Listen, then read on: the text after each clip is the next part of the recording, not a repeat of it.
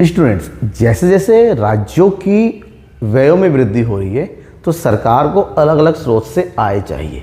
सरकार का लक्ष्य होता है किस तरीके से अपनी आयों को बढ़ाए ताकि क्या कर सके, व्ययों को पूरा कर सके और विकास कार्यों को कर सके। भाई पैसे ही नहीं होंगे जेब में तो खर्च कहाँ से होगा। तो सरकार चाहती है कि अलग अलग स्रोत से आय है। इसके लिए सरकार जो पुराने कर होते हैं या तो उसकी मात्रा को बढ़ा देती हैं या कि नए नए तरीके से नए नए कर लगा देती हैं। तो यहीं पर दिक्कत आ जाती है कि लोगों की और कर देने की जो पावर होती है उससे ज़्यादा का टैक्स लगाया जाए तो लोग तो हंगामा करेंगे।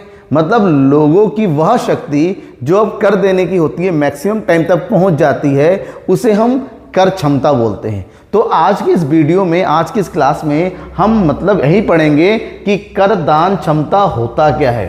ठीक है, करदान क्षमता आखिर होता क्या है, क्यों? क्योंकि यहीं पर जो करदान क्षमता जो होती है वही सबसे इंपॉर्टेंट होती है, जहां पर सरकार को समझना पड़ेगा कि लोगों की कैपेबिलिटी कितनी है, लोग कितना मैक्सिमम टैक्स दे सकते हैं। क्योंकि उससे ज़्यादा टैक्स लगाएंगे तो हंगामा तो होगा ही, इतना हंगामा होगा कि हड़ताल, स्ट्राइक वगैरह शुरू हो सकता है। तो यहीं पर हम बात करना है कि करदान क्षमता क्या है, किस तरीके से तय होती है, इसका क्या प्रभाव होता है, भारत में करदान क्षमता की स्थिति क्या होती है। तो यहाँ पर ये चल रहा है लेक्चर नंबर 13 यूनिट 2 है। ठीक है, आपकी राजस्व वाला जो पोर्शन है, पेपर है, उसका यूनिट 2 है, जहाँ पर हम करदान क्षमता के बारे में हम डिटेल से बात करने वाले हैं। तो सबसे पहले हमें ये समझना पड़ेगा कि करदान क्षमता है क्या, इसका मतलब क्या होता है। तो आधुनिक समय में सरकार के सार्वजनिक व्यय धीरे धीरे बढ़ते चले जा रहे हैं, जैसे कि मैंने आपको बात बताया। तो ऐसे में सरकार नए नए स्रोतों की खोज करती है कि कहाँ से जो आय ले। इसके लिए सरकार पुराने करों की मात्रा बढ़ा देती है या फिर सरकार नए नए करों को लगाती है। लेकिन जब सरकार करदाताओं पर एक सीमा के बाद कर लगाती है तो करदाताओं के द्वारा विरोध किया जाता है, क्योंकि अब सरकार ने जितना कर लगाया है वो मैक्सिमम पॉइंट तक पहुंच चुका है, जिसको हम क्या बोलते हैं, करदान क्षमता कहते हैं, करदान या कराधान की सीमा के नाम से जानते हैं। तो ध्यान में रखिएगा, यहाँ पर ये जो मैक्सिमम पॉइंट होता है ये वो पॉइंट होता है जहाँ पर एक लेवल बताता है कि भाई इससे ज़्यादा कैपेबिलिटी लोगों की नहीं है कि वो टैक्स नहीं दे सकते। उनकी आय का एक बड़ा हिस्सा अगर लोगे तो उपभोग क्या करेगा, निवेश क्या करेगा, ऐसी अर्थव्यवस्था भी हमारी नेगेटिव जा सकती है। तो करदान क्षमता का पता होना सरकार के लिए बहुत ज़्यादा है कि हमारे देश के जो लोग हैं, हमारे देश की अर्थव्यवस्था में रहने वाले जो लोग हैं, अर्थव्यवस्था के अनुसार कितनी कैपेबिलिटी होती है। तो यहाँ पर समझ सकते हैं कि करदान क्षमता करारोपण की सीमा है, करारोपण की सीमा है कि जहां तक आप टैक्स लगा सकते हो, जिससे अधिक कर लगाने की कार्यक्षमता और उत्पादन पर प्रतिकूल प्रभाव होता है। अगर उस लिमिट से ज़्यादा लोगों की आय जितनी है उस आय का एक भाग वो टैक्स दे सकता है, लेकिन वो भाग का लिमिटेशन पूरा होने के ऊपर भी अपने टैक्स लगा दिया तो इससे क्या होगा, प्रतिकूल प्रभाव होगा, नेगेटिव इम्पैक्ट होगा। या तो वो कर देंगे नहीं, जो दे रहे थे वो भी नहीं देंगे, या फिर भाई हंगामा खड़ा हो सकता है। सो डैट एक न्यायोचित व्यवस्था के लिए करदान क्षमता को जानना अति आवश्यक है। प्रत्येक सरकार को, प्रत्येक देश में, चाहे हम हो चाहे आप हो, किसी भी देश में अपने देश की लोगों की करदान क्षमता को पहचानना उस देश की सरकार के लिए अति आवश्यक है, बहुत ज़्यादा जरूरी है। ठीक है, फॉर एग्जाम्पल पुराने समय की बात करते हैं, बहुत पुराने, आज़ादी से पहले जो किसानों के ऊपर जमींदार लोग, सरकार ने जमींदारों से वो सरकार कौन, अंग्रेजों ने जमींदारों से बोलिया कि भाई हमें एक फिक्स अमाउंट में टैक्स दो। जमींदार ने से कहा कि आप हमें फिक्स है, आप जितना मर्जी होता। तो जमींदारों ने क्या किया, लोगों से हद से ज़्यादा जितना टैक्स बनता था उससे कई गुना ज़्यादा टैक्स वसूलना शुरू कर दिया। तो ऐसे में जो किसान थे, किसानों के पास इतनी उत्पादन नहीं होता था जितना ज़्यादा टैक्स देना पड़ता था। तो धीरे धीरे वो लोग, हालत ख़राब होती, एक टाइम ऐसा होगा जमींदारों के विरुद्ध खड़े हो गए। क्यों? कि भाई उनकी कैपेबिलिटी से ज़्यादा आप टैक्स लेना शुरू करते। तो अगर कैपेबिलिटी को समझना जरूरी है, टैक्सेबल कैपेबिलिटी कितनी है, यानी कि वो कितना टैक्स दे सकते हैं। इसके बारे में सर जोशिया स्टैम्प, जो कि कर के क्षेत्र में बहुत अच्छा काम किया, उन्होंने बताया कि एक देश की करदान क्षमता वो अधिकतम राशि है देखिए अधिकतम वर्ड यूज़ किया जाता है, मतलब इससे ज़्यादा नहीं ले सकता। वो अधिकतम राशि है जो उस देश के नागरिक वास्तव में बिना दुखी और कष्टपूर्ण जीवन बिताए और आर्थिक संगठन को अधिक से अस्त व्यस्त किए बिना सरकार के व्यय हेतु भुगतान कर सकते। मतलब एक ऐसी क्षमता, एक ऐसी लिमिट जहां पर लोग हंसी खुशी अपनी आय का एक भाग टैक्स के रूप में देने के लिए तैयार, हंसी खुशी। इससे उसकी किसी भी तरीके की आर्थिक गतिविधियों पर कोई भी नेगेटिव इम्पैक्ट नहीं पड़ता है। इस प्रकार करदान क्षमता का उच्चतम सीमा है, एक मैक्सिमम लिमिट है जो अधिकतर किसी भी सरकार को जनता पर नहीं लगाना चाहिए, उससे ज़्यादा तो नहीं लगाना चाहिए। प्रोफेसर फ्रेंडली सिराज ने कहा कि करदान क्षमता निचोड़ की सीमा है, मतलब एक मैक्सिमम और लास्ट पॉइंट की सीमा है, वो न्यूनतम उपभोग के ऊपर कुल अधिक है। कितना उपभोग उसके ऊपर अधिक होता है, जो उतने ही उत्पादन को प्राप्त करने के लिए चाहिए जितना जीवन स्तर पूर्ववत बने रहे, जैसा था है वैसा ही बने रहे, उस जीवन को कोई नुकसान ना पहुंचाए। इसके लिए सेम चाहिए। अगर आप एक लाइन में समझना हो, एक लाइन इसके बारे में बात करना है तो समझिएगा कि करदान क्षमता अधिकतम राशि है जो राज्य अपने निवासियों से बिना उत्पादन अस्त व्यस्त किए ही करों के रूप में प्राप्त कर सकता है। ये एक मैक्सिमम लिमिट है। कौन सी लिमिट है? एक मैक्सिमम लिमिट है। मान लीजिए आपकी आय 1 लाख रुपए है। अब 1 लाख रुपए के ऊपर आप जो है 20% तक इजीली टैक्स देने के लिए तैयार है कि 1 लाख का 20% अगर टैक्स दे दे तब भी हमारे पास कितना बचेगा? 80,000 रुपये बचेगा। अगर इससे ज़्यादा गवर्नमेंट टैक्स लगा दिया, 25% लगा दिया, तो उसका बड़ा भाग सरकार के पास चला जाएगा, जो कि सही नहीं है। इससे उसकी capability of expense, capability of investment दोनों ही कम हो जाती है, और इन दोनों का कम होना देश की अर्थव्यवस्था के लिए सही नहीं है, ध्यान में रखिएगा। आगे हम बात करेंगे करदान क्षमता की विभिन्न धारणाएं। करदान क्षमता जो कैपेबिलिटी होती है उसको समझने के लिए कौन कौन से कॉन्सेप्ट अवेलेबल है। अगर कॉन्सेप्ट की बात करते हैं, 2 बेसिक कॉन्सेप्ट है। एक है निरपेक्ष और सापेक्ष करदान क्षमता, और दूसरा है न्यूनतम, अनुकूलतम एवं अधिकतम करदान क्षमता। ये 2 कॉन्सेप्ट सबसे ज़्यादा इंपॉर्टेंट है जिनको हमें समझना है आज की इस क्लास में। जहाँ पर सबसे पहले है निरपेक्ष और सापेक्ष करदान क्षमता। निरपेक्ष करदान क्षमता यानी कि एब्सोल्यूट टैक्सेबल इनकैपेसिटी, वो है जो पूर्ण करदान क्षमता भी कहते हैं। इसको क्या बोलते हैं? पूर्ण करदान क्षमता। एक मैक्सिमम होता है। इसका अर्थ है बिना किसी दूसरे समुदाय के तुलना करते हुए विशेष समुदाय बिना कष्टदायक प्रभाव के अनुभव करते हुए करों के रूप में कितना भुगतान करता है। मतलब ये है कि आप कंपेरिजन नहीं करना, आप ये देखना कि मैं कितना दे पा रहा हूँ, मेरी मैक्सिमम लिमिट कितनी है। आप बिना किसी के साथ कंपैरिजन करते हुए, बिना किसी के साथ तुलना किए हुए जो टैक्स देने के लिए तैयार होते हैं उसको हम क्या बोलते हैं? निरपेक्ष करदान क्षमता बोलते हैं। जबकि अगर किसी दूसरे के साथ तुलना किया जाए कि उसका इतना है, आपका इतना है, वो अमीर का इतना है, गरीब का इतना है, इस एरिया का इतना है, उस एरिया कितना है, मतलब जहाँ पर हम कंपैरिजन करके किसी से ज़्यादा किसी का कम इस प्रकार से लेते हैं तो वह एक सापेक्षिक करदान क्षमता। अर्थ है कि दूसरे समुदाय की तुलना में एक समुदाय की कर क्षमता कितनी है। यहाँ पर 2 चीज़ों की, 2 लोगों के बीच में तुलना की जाती है। यह विचार उन देशों के लिए अधिक महत्वपूर्ण है जहाँ संघीय सरकारें हैं।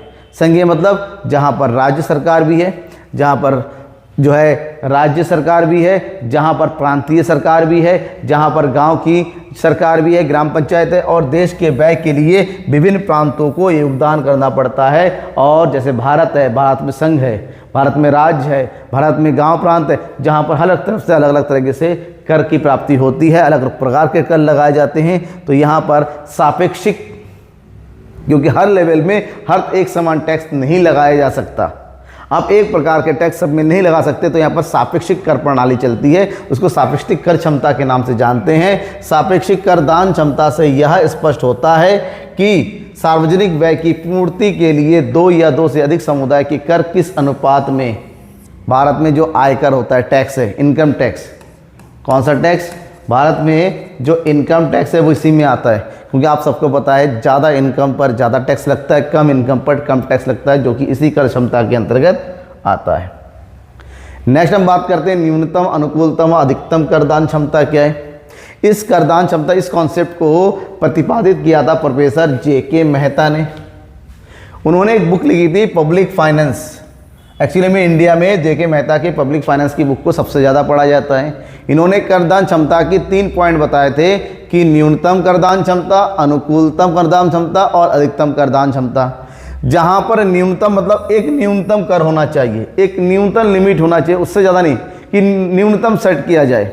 तो न्यूनतम करदान क्षमता होने से उस देश की आय पर बुरा प्रभाव पड़ता है और देश के विकास कार्यों को पूरा नहीं किया सकता। अगर हम मिनिमम टैक्स लेंगे, कम से कम टैक्स लेंगे, भाई जब आपके खर्चे ज़्यादा हो रहे हैं, देश के विकास कार्यों के लिए सरकार को ज़्यादा खर्च करने हैं, तो सरकार को आय भी ज़्यादा चाहिए। तो मिनिमम टैक्स कैपेबिलिटी वाला जो पॉइंट होता है यहाँ पर सही नहीं है। तो दूसरा कॉन्सेप्ट है उसका उल्टा, अधिकतम करदान क्षमता। ये बताता है कि एक देश में एक मैक्सिमम टैक्स लिमिट होना चाहिए, उस मैक्सिमम के अकॉर्डिंग सबको टैक्स देना पड़ेगा। लेकिन भारत जैसे देश में सबके ऊपर ज़्यादा से ज़्यादा टैक्स लगाना पॉसिबल नहीं है कि आय का 30% टैक्स लगा दिया अपने और सब लोग अपनी आय का 30% टैक्स देंगे। भाई जो गरीब लोग हैं वो तो मर जाएंगे ना, अमीरों को तो ज़्यादा फर्क नहीं पड़ेगा, गरीब लोग कहाँ जाएगा। तो यहाँ पर तीसरा कॉन्सेप्ट है, न्यूनतम और अधिकतम को छोड़ के उन दोनों को एडजस्ट करते हुए अनुकूलतम करदान क्षमता। अनुकूलतम करदान क्षमता का मतलब ये है, जेके मेहता ने कहा है कि जिसकी जिसकी कैपेसिटी है, जिसकी जितनी आय है, जिसको जितनी बचत करने की आवश्यकता, जिसकी जितनी उपभोग प्रवृत्ति है, उसी आधार पर उसकी कर क्षमता का निर्धारण होना चाहिए। उसी के अनुसार कर की लिमिट तय होने चाहिए। मतलब न्यूनतम करदान क्षमता तथा अधिकतम करदान क्षमता के बीच की स्थिति है जिसमें व्यक्ति अपना जीवन स्तर ऊंचा करने, आवश्यक बचत करने और विनियोग करने की प्रेरणा देने की दृष्टि से उपभोक्ता उत्पादन के अंतर की राशि में से एक उपयुक्त राशि प्राप्तकर्ता से टैक्स के रूप में लेता है। और ये जो है, जब अनुकूलित करदान क्षमता की स्थिति होती है तो व्यावहारिक रूप से ये करदान क्षमता की वास्तविक सीमा को बताता है। मान लीजिए एक की इनकम 10 लाख रुपए है और एक की इनकम एक साल में केवल और केवल 1 लाख है, तो आपको लगता है कि दोनों के ऊपर 30% का टैक्स लगाना किसी भी तरीके से सही है? भाई एक जो है 10 लाख रुपए कमा रहा है और एक केवल 1 लाख रुपए कमा रहा है, तो दोनों की टैक्स देने की लिमिट एक जैसी नहीं हो सकती। आप इसके ऊपर 20% का टैक्स लगा सकते हो, लेकिन इसके ऊपर 20% नहीं, इसके ऊपर 5% लगाना पड़ेगा, क्योंकि इसका 20% अगर माइनस भी कर दिया जाए, 10 लाख का 20% यानी कि 2 लाख, तब भी इसके पास 8 लाख रुपए बचता है इन खर्च करने के लिए। जबकि इसके ऊपर 5% भी माइनस कर दो तो 5,000 माइनस कर देंगे तो इसके बाद केवल और केवल 95,000 बच रहा है, यानी कि इनकम का कितना बड़ा गैप आ जाता है। इसलिए भारत देश में अनुकूलतम टैक्स प्रणाली, अनुकूलतम कर क्षमता वाले कॉन्सेप्ट को अप्लाई किया जाता है। ठीक है, समझ में आ गया। अब आगे बढ़ते हैं, करदान क्षमता को प्रभावित करने वाले तथ्य। कौन कौन सी चीज़ें होती हैं जहां पर देश की अर्थव्यवस्था में लोगों की जो करदान क्षमता है वो प्रभावित होती है, किन किन बातों से ये बेसिकली निर्धारित होती है। हमें ये जानना बहुत ज़रूरी है कि करदान क्षमता पर आखिर प्रभाव कौन कौन सा पड़ता है। तो बेसिकली अगर करदान क्षमता के प्रभाव की बात करते हैं तो सबसे पहला है देश की राष्ट्रीय एवं जनसंख्या का अनुपात। जिस देश की राष्ट्रीय आय ज़्यादा होती है और जनसंख्या कम होती है, उस देश की करदान क्षमता भी ज़्यादा होती है। जिस देश में राष्ट्रीय आय बढ़ती चली जा रही है, जनसंख्या नहीं बढ़ रही है, उस दिन की करदान क्षमता बढ़ती चली जाएगी, क्योंकि प्रति व्यक्ति आय में वृद्धि होती है। लेकिन जहाँ पर राष्ट्रीय आय में परिवर्तन नहीं हो रहा, लेकिन जनसंख्या में वृद्धि हो रही है, उस देश की करदान क्षमता धीरे धीरे कम होती चली जाएंगी। तो जनसंख्या और राष्ट्रीय आय में एक नेगेटिव रिलेशन होता है करदान क्षमता के लिए। राष्ट्रीय आय के बढ़ाने के लिए, करदान क्षमता बढ़ाने के लिए जनसंख्या को लिमिट में होना। जनसंख्या किसी भी जगह पे देखिए, जनसंख्या ही सारी समस्या का जड़ है। जब तक जनसंख्या को कंट्रोल नहीं किया जाएगा, समस्या खत्म होने वाली नहीं होती है। देश में आय और संपत्ति के वितरण, हमें पता है कि हमारे देश में आय और संपत्ति का असमान वितरण है। किसी के पास आय का एक बड़ा भाग है, किसी के पास आय का न्यूनतम भाग भी नहीं है। तो ऐसे में यहाँ पर करदान क्षमता, आय और संपत्ति, क्योंकि ज़्यादा संपत्ति अर्जित करने वाले की करदान क्षमता ज़्यादा होती है और जिसकी वह आय और काम संपत्ति कम है, उसकी करदान क्षमता भी कम होती है। नेक्स्ट है कर प्रणाली का स्वरूप। भारतीय कर प्रणाली की बात करते हैं। आपकी कर प्रणाली, भारतीय की छोड़िए, विश्व की कर प्रणाली का स्वरूप क्या है? क्या वहाँ पर एक कर प्रणाली है? क्या वहाँ पर बहुकर प्रणाली है? क्या वहाँ पर प्रत्यक्ष कर प्रणाली है? क्या वहाँ पर अप्रत्यक्ष कर, जैसे बहुत सारे कंट्री यहाँ पर है, जैसे सऊदी अरेबिया की बात करते हैं, वो पर डायरेक्ट टैक्स नहीं लिए जाते, इनकम टैक्स के बाद दूसरे टैक्स लिए जाते हैं। तो डिपेंड ये करता है कि किस प्रकार से टैक्स अर्जित किए जाते हैं।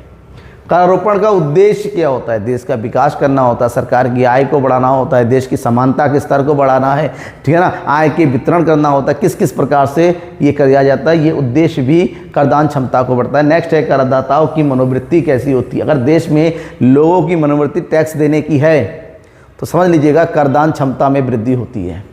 लोग अगर टैक्स देना नहीं चाहते हैं तो करदान क्षमता में कमी आती है। डायरेक्टली डिपेंड है लोगों की मनोवृत्ति के ऊपर, क्योंकि लोगों का मन कैसा है, क्योंकि आप ज़बरदस्ती भी नहीं कर सकते इस चीज़ के ऊपर। आय की स्थिरता, अगर लोगों की आय स्थिर होती है तो करदान क्षमता कहीं ना कहीं स्टेबल बनी रहती है, लेकिन आय में अगर ऊपर नीचे होती रहती है तो करदान क्षमता भी हमारी प्रभावित होती रहती है। नेक्स्ट है मुद्रा प्रसाद। देश में अगर मुद्रा स्टेबल है, महंगाई बहुत ज़्यादा है तो करदान क्षमता हमारी कम हो जाएगी, महंगाई कम है तो करदान क्षमता बढ़ती चली जाएगी। आर्थिक विकास का स्तर, जिस देश की आर्थिक विकास की रफ्तार जितनी ज़्यादा होती है, मतलब समझिएगा उस देश में आय का स्तर भी बढ़ता चला जाएगा। आय का स्तर बढ़ेगा तो जाहिर सी बात है लोग जो है कर भी ज़्यादा पे करने की कैपेबिलिटी में आ जाएंगी। वहीं पर अगर आर्थिक विकास की रफ्तार कम है, उत्पादन कम है, रोजगार कम है तो करदान क्षमता भी ऑटोमेटिक कम होती चली जाएगी। गैर मौद्रिक अर्थव्यवस्था का होना, अगर देश में गैर मौद्रिक अर्थव्यवस्था है तो भैया वहाँ पर समझ लीजिए करदान क्षमता ऑटोमेटिक कम होती जाएगी, क्योंकि यहाँ पर मौद्रिक लेन देन कम होते हैं तो मौद्रिक आय का जनरेशन भी कम होगा, तो धीरे धीरे कर क्षमता भी कम होती जाएगी। कर प्रशासन एवं सार्वजनिक व्ययों के उद्देश्य, जो कर प्रशासन है उसका करों का उद्देश्य क्या है, जो सार्वजनिक व्यय होता है उसका उद्देश्य क्या है। अगर उसका उद्देश्य देश की विकास है, उस देश के विकास के लिए देश में निवेश अधिक करना है, उत्पादन की मात्रा बढ़ानी है, रोजगार की मात्रा बढ़ानी है, तो करदान क्षमता की कैपेबिलिटी भी बढ़ती चली जाएगी, क्योंकि सरकार ज़्यादा से ज़्यादा टैक्स लगाने की कोशिश करेगी। अब बात करते हैं कर क्षमता की माप। किसी देश में करदान क्षमता की माप कैसे की जाती है? बेसिकली करदान क्षमता उस देश के राष्ट्रीय आय पर निर्भर करती है। मैंने अभी बताया था, देश की राष्ट्रीय आय के अनुसार ही करदान क्षमता निर्धारित होती है। राष्ट्रीय जितनी ज़्यादा होगी करदान क्षमता भी उतनी ही ज़्यादा होगी। इसी चीज़ को प्रोफेसर मार्शल ने एक्सप्लेन किया था कि उन्होंने कहा कि राष्ट्रीय लाभांश क्या होता है। लाभ का अंश किसी देश का श्रम और उसकी पूंजी अपने प्राकृतिक साधनों पर क्रियाशील होकर प्रतिवर्ष भौतिक व अभौतिक पदार्थों तथा अन्य प्रकार की सेवाओं का एक निश्चित निवल योग उत्पादन करते हैं। यही देश की निवल वार्षिक आय तथा राष्ट्रीय लाभांश होता है। मतलब देश के उत्पादन प्रक्रिया के अंतर्गत चाहे प्राकृतिक हो, भौतिक हो, अभौतिक हो, कोई इसी प्रकार को अगर वो सेवाओं और वस्तु का उत्पादन करते हैं, उसका जो निवल योग होता है उसी को राष्ट्रीय लाभांश या राष्ट्रीय आय के नाम से जानते हैं। यहाँ पर राष्ट्रीय आय ज्ञात करने के लिए फ्रेंडी सिराज ने कहा करदान क्षमता की माप हम दो विधि से कर सकते हैं, एक कुल आय विधि के द्वारा, कुल व्यय विधि के द्वारा। Total income method, total expenditure method. पहले अगर कुल आय विधि की बात करते हैं, टोटल इनकम मेथड की बात करते हैं यहाँ पर, तो यहाँ पर सभी व्यक्तियों की आय जोड़ दिया जाता है। सभी व्यक्तियों की आय का मतलब होता है किराया से मिलने वाली आय प्लस लाभ से मिलने वाली आय प्लस ब्याज से मिलने वाली आय प्लस वेतन या मजदूरी, यानी कि लोग विभिन्न उत्पादन के स्रोत से प्राप्त आय जो होती है उन आयों को जोड़ेंगे और उन आय के जोड़ से राष्ट्रीय आय की प्राप्ति होती है। और जैसे जैसे राष्ट्रीय आय के बढ़ने का मतलब होता है लोगों की आय बढ़ रही है, और लोगों की आय बढ़ेगी तो करदान क्षमता भी बढ़ेगी। वहीं पर राष्ट्रीय आय कमी होने का मतलब होता है लोगों की आय भी कम हो रही है और यहाँ पर करदान क्षमता में भी कमी होगी। इस बात को ध्यान में रखिएगा। इसके अलावा हम बात करेंगे नेक्स्ट मेथड, दैट इज कुल उत्पादन विधि, यानी कि कुल व्यय विधि। उत्पादन विधि के अंतर्गत विभिन्न स्रोतों से प्राप्त होने वाले शुद्ध उत्पादन का मुद्रा के अनुमान लगा दिया जाता है। यहाँ पर जो कुछ भी उत्पादन किया जाता है उस उत्पादन के मूल्य को जोड़ा जाता है, उसको पैसों में, और उन्हें जोड़कर राष्ट्रीय आय की गणना की जाती है। और ये प्रचलित मूल्यों पर आधारित होता है, इसलिए देश के विकास के लिए सबसे ज़्यादा इसी का प्रयोग किया जाता है। अगर उत्पादन में वृद्धि होती है तो धन में करदान क्षमता में वृद्धि होगी, वहीं पर अगर उत्पादन में कमी होती है तो करदान क्षमता में भी कमी होती चली जाती है। क्योंकि हमें पता है कि उत्पादन से आय का जन्म होता है, आय से व्यय का, तो ये सभी एक दूसरे के ऊपर डायरेक्टली जुड़े हुए हैं। अब सबसे इंपॉर्टेंट क्वेश्चन, भारत में करदान क्षमता की क्या स्थिति है? भारत, इंडिया, हमें पता है भारत में अभी भी बहुत ही ज़्यादा विकास की आवश्यकता है। भारत की विकास की जो रफ्तार है उसको बढ़ाने की आवश्यकता है।